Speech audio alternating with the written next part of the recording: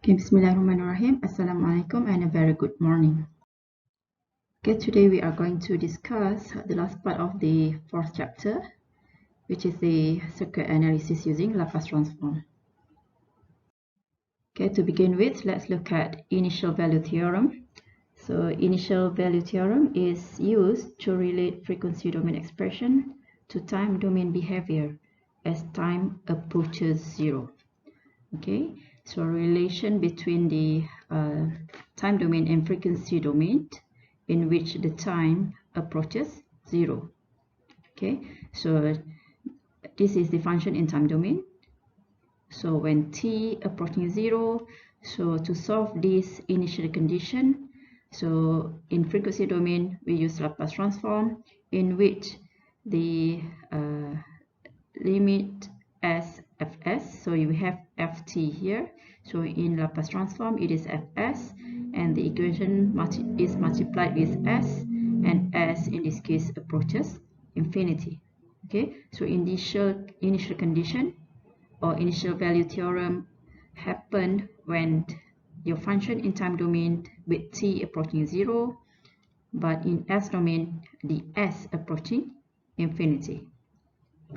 Okay, so the initial value theorem can be solved by using this particular equation. This is the general equation for initial value theorem. Okay, let's look at an example on initial value theorem.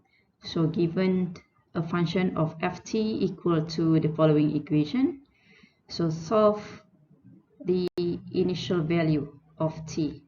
So in this case, we need to use the initial value theorem in which it is limit when t approaches zero. So initial t approaches zero, your equation, so ft.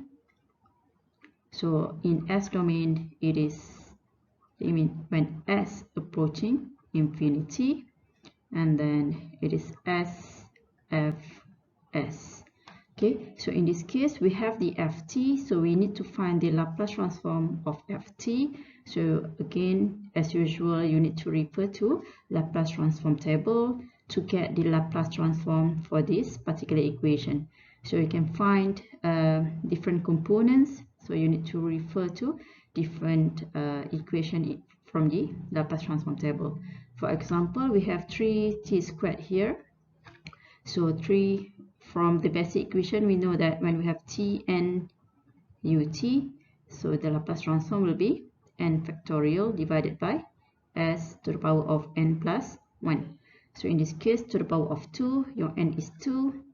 So t to the power of 2, so your n is 2 factorial divided by s2 plus 1. So it is 2 factorial divided by 2 plus 1 s to the power of 3.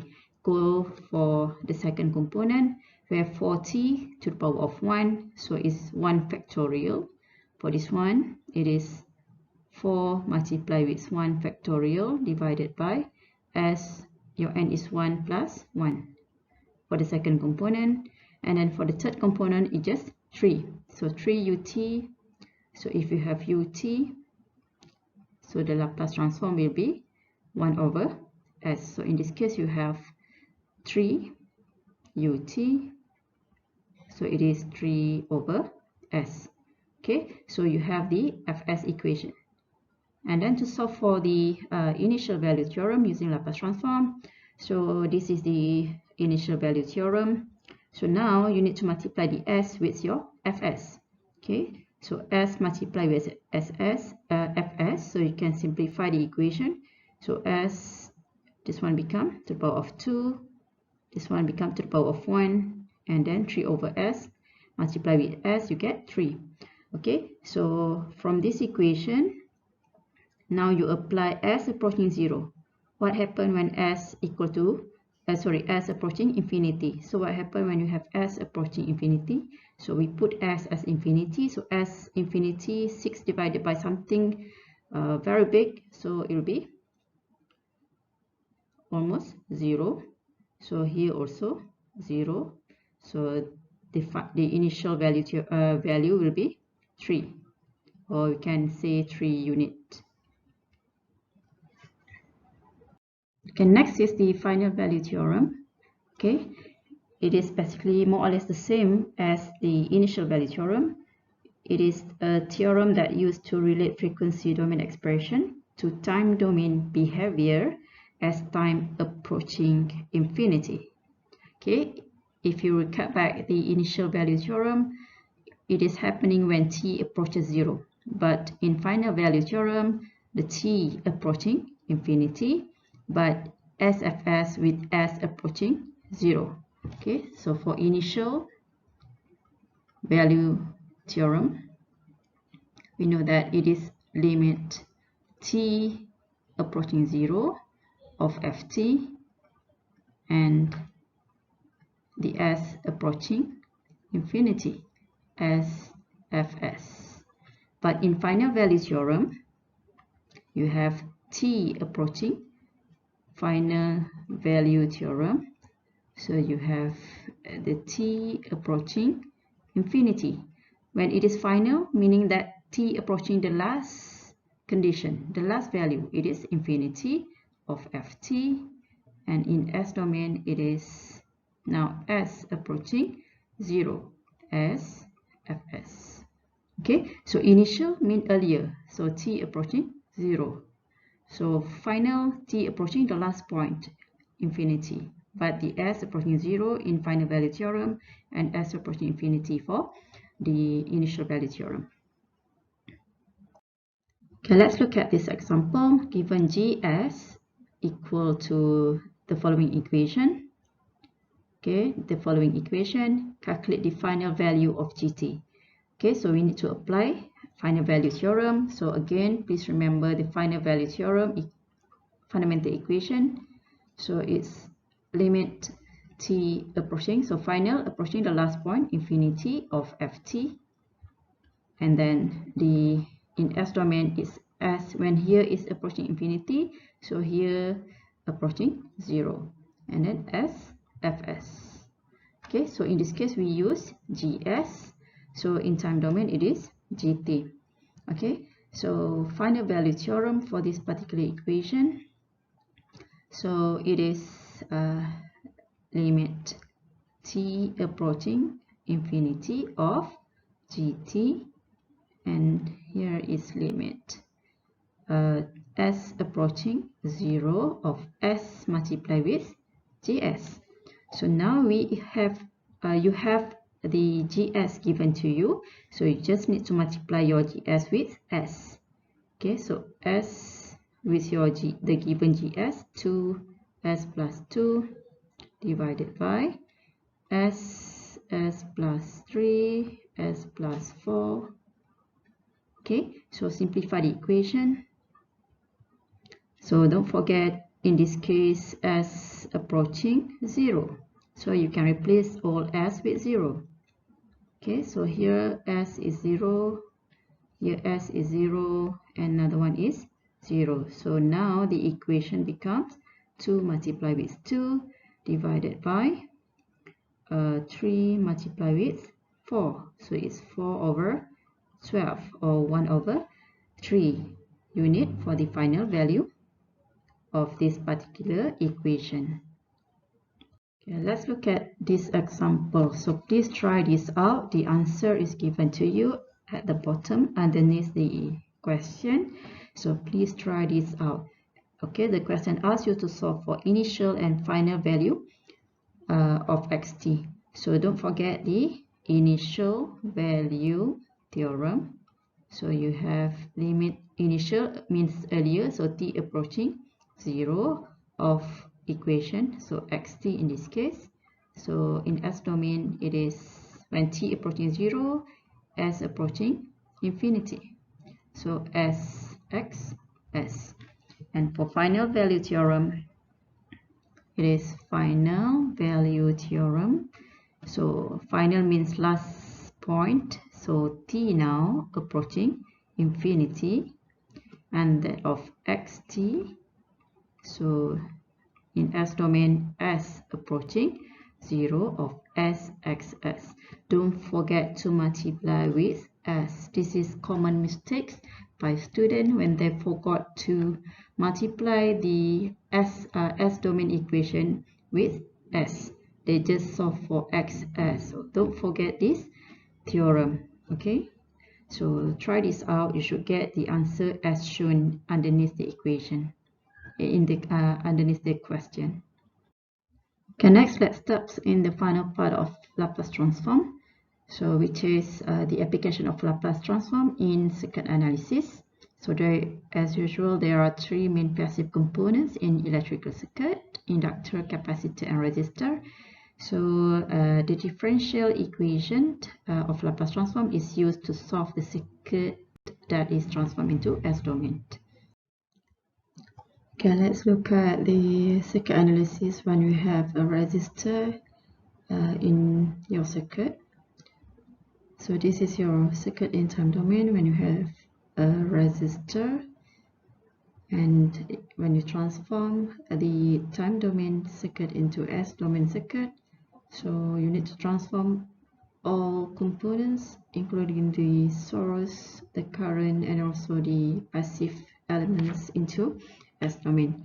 So R in S domain will appear as similar as R in T domain.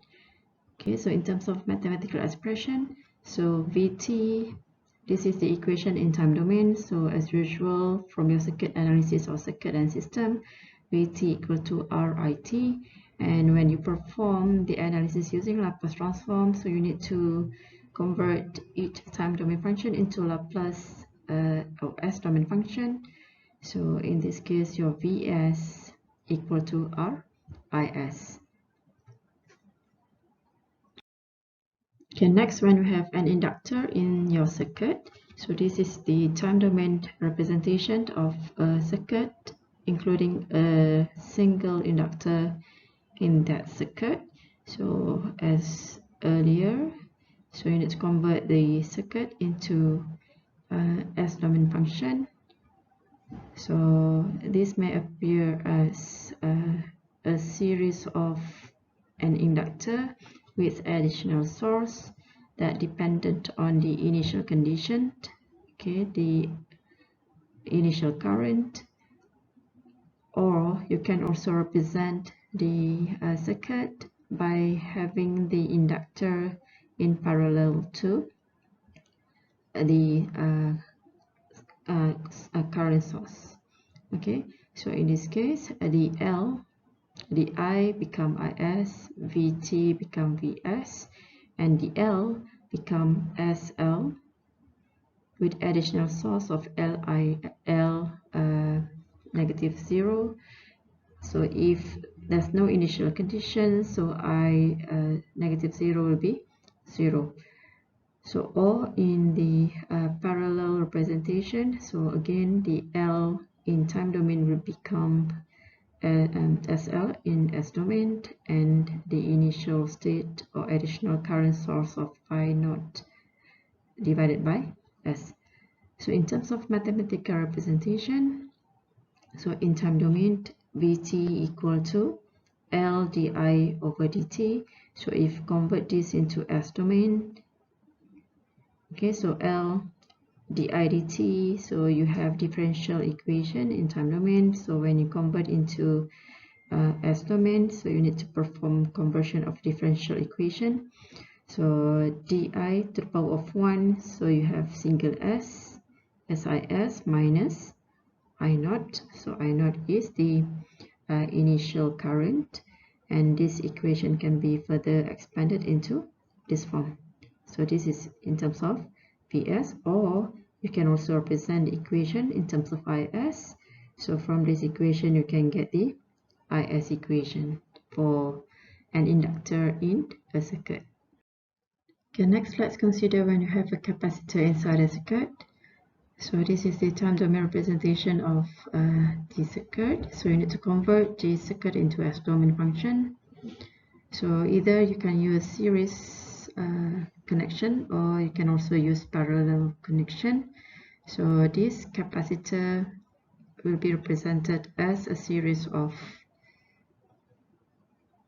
capacitor with additional voltage source, so that dependent on the initial condition, initial voltage value, and also the C become 1 over SC, while in parallel connection C will be 1 over SC in S domain, and additional current source of C, V0.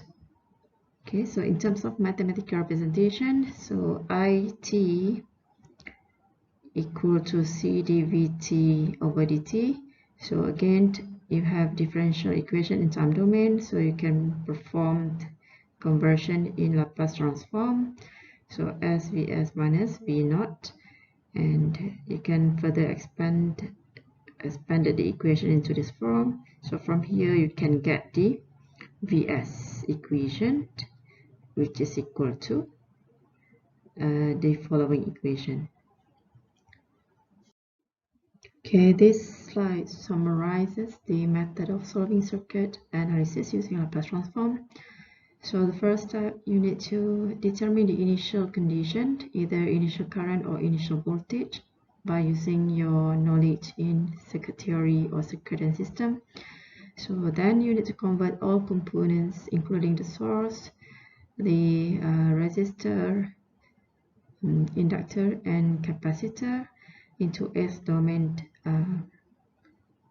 function, including its initial voltage or current. And then the second step, you need to transform the given time domain circuit into S domain function, and you need to sketch the S domain circuit diagram. So usually that's marked for the sketching. Okay, so in order to solve circuit using Laplace transform, so it will be recommended to sketch or include a diagram of S domain circuit after conversion from time domain. So next you need to solve the S domain circuit, okay, depending on the question. And lastly, you need to perform inverse Laplace transform to get the time domain function. Okay, let's look at the first example, a simple example on circuit analysis using S domain function. So find IT when the switch S is closed at t larger than 0, with assumption that the value of initial current equal to 5 ampere. Okay, so again you need to remember the first step. So the initial current is given, so you just need to convert the given circuit into S domain equivalent circuit. Okay, so in order to solve this, to find IT using Laplace transform analysis, so first you need to convert the given circuit into S domain function. So we can use this one. So in this case, the L will become SL. So in this case, the L equal to 2. So it becomes 2S. And then Li naught, so as stated in the question, so I naught equal to 5 ampere. Therefore, Li naught, so your L is 2 multiplied with I naught 5. So it is equal to 10. Okay, and then you have the resistor, so the R stay at it as it is in S domain, and then you need to convert the Vt equal to 3 Ut into Vs. So in this case, when you have Ut, it is 1 over S. Okay, so this is your circuit. So the source is 3 over S, and then you have the series of inductor with additional source, voltage source, and then you have the resistor. Then you can solve for RS. So you need to represent the Laplace transform equivalent circuit, and that's mark allocated for your sketching. Okay, so then you need to perform further analysis using mathematical expression. So in this case, you can write the loop equation, so you can find the IS. So in this case, you need to perform as usual the partial fraction expansion to determine what is the a and b, and then you need to write the equation again after you have calculated what is a and b, and finally you need to perform inverse Laplace transform to get it as the final answer. Okay, with that I end the first part, so I'll be providing you with more examples in the next presentation. Thank you.